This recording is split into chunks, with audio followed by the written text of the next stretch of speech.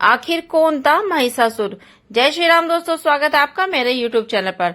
आज फिर सुनते हैं हम एक और नई कहानी, महिषासुर और दुर्गा माता की कहानी।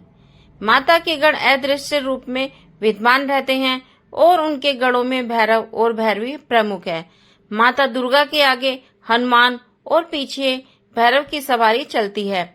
महिषासुर एक असुर था। महिषासुर के पिता रंभ असुरों का राजा था, जो एक बार जल में रहने वाले एक भैंस से प्रेम कर बैठा और इन्हीं के योग से महिषासुर का आगमन हुआ था। और इस वजह से वह महिषासुर इच्छानुसार जब चाहे भैंस और जब चाहे मनुष्य का रूप धारण कर सकता था। इसी का विनाश के लिए माँ दुर्गा का रूप अवतरित हुआ।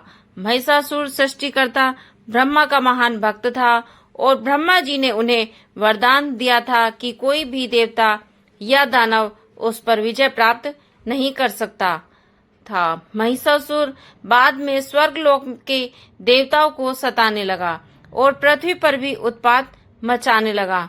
उसने स्वर्ग पर एक बार अचानक आक्रमण कर दिया और इंद्र को परास्त कर स्वर्ग पर अपना अधिकार कर लिया और सभी देवताओं को वहां से खदेड़ दिया। इससे देवगण परेशान होकर त्रिमूर्ति ब्रह्मा, विष्णु और महेश के पास सहायता के लिए पहुंचते हैं।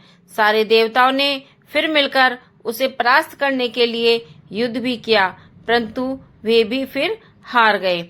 अब देवता सर्वशक्तिमान होते हैं, लेकिन उनकी शक्ति को समय समय पर दानवों ने भी चुनौती दी है और दैत्यराज महिषासुर ने तो देवताओं को पराजित करके स्वर्ग पर अधिकार भी कर लिया था। उसने अपना इतना अत्याचार फैला दिया कि माँ देवी भगवती को जन्म लेना पड़ा और उनका यह रूप महिषासुर मर्दिनी कहलाया। अब उसके बाद देवताओं को महिषासुर के प्रकोप से पृथ्वी पर विचरण करना पड़ रहा है। भगवान विष्णु और भगवान शिव अत्यधिक क्रोध से भर गए। तब इसी समय वह ब्रह्मा, विष्णु और शिव के मुंह से क्रोध के कारण एक महान तेज प्रकट होता है और अन्य देवताओं के शरीर से भी एक तेजोमय शक्ति मिलकर उस तेज से एकाकार हो गई और तेजोमय शक्ति एक पहाड़ के समान थी। उसकी ज्वालाएं दसों दिशाओं में व्याप्त होने लगी थी। यह तेजपुंज सभी देवताओं के शरीर से प्रकट होने के कारण एक अलग ही स्वरूप लिए हुए था। इस देवी की उत्पत्ति महिषासुर के अंत के लिए ही हुई थी, इसीलिए इन्हें महिषासुर मर्दिनी कहा गया। और समस्त देवताओं के तेज पुंज से प्रकट हुई देवी को देखकर पीड़ित देवताओं को प्रसन्नता का ठिकाना नहीं रहा। भगवान शिव ने त्रिशूल देवी को दिया और भगवान विष्णु ने भी चक्र देवी को प्रदान किया। इसी प्रकार सभी देवी देवताओं ने अनेक प्रकार के अस्त्र शस्त्र देवी के हाथों में सजा दिए। इंद्र ने अपना वज्र और ऐरावत हाथी से उतरकर 1 घंटा देवी के हाथों में दिया।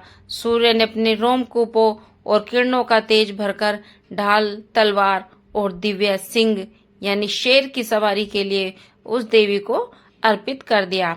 और विश्वकर्मा ने कई अभेद कवच और अस्त्र देकर महिषासुर मर्दिनी को सभी प्रकार के बड़े छोटे अस्त्रों से सुशोभित किया। फिर हुआ महिषासुर से युद्ध। अब थोड़ी देर बाद महिषासुर ने देखा कि एक विशालकाय रूपवान स्त्री अनेक भुजाओं वाली और अस्त्र शस्त्र सुसज्जित होकर शेर पर बैठकर अट्टहास कर रही है और उनकी अट्टहास इतनी ज्यादा थी कि उनका महिषासुर का सिंहासन भी हिलने लगा। और महिषासुर की सेना का सेनापति आगे बढ़कर देवी के साथ युद्ध करने लगा। उदग्र नामक महादैत्य भी 60,000 राक्षसों को लेकर इस युद्ध में कूद पड़ा। महान नामक दैत्य 1 करोड़ सैनिकों के साथ, अशिलोमा दैत्य 5 करोड़ और वास्कल नामक राक्षस 60 लाख सैनिकों के साथ युद्ध में कूद पड़े। अब सारे देवता इस महायुद्ध को बड़े कौतूहल से देख रहे थे।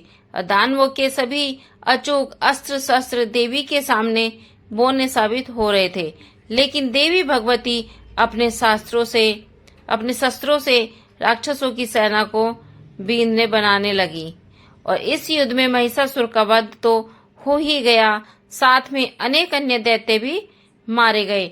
इन सभी ने तीनों लोकों में आतंक फैला रखा था। सभी देवी देवताओं ने प्रसन्न होकर आकाश में फूलों की वर्षा की। इस तरह से महिषासुर का वध हुआ।